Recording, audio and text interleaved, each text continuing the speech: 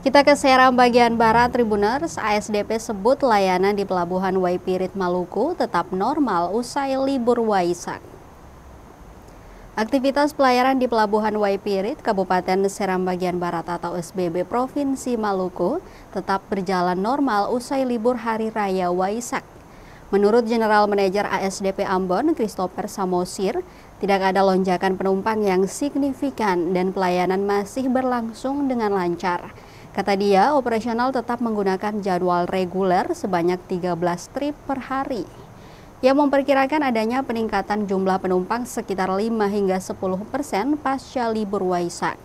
Namun hal tersebut dinilai masih dalam batas wajar dan dapat ditangani dengan baik. Terkait potensi kendala, Christopher menyebut kondisi cuaca sebagai faktor utama yang dapat memengaruhi aktivitas sandar kapal di Pelabuhan Waipirit.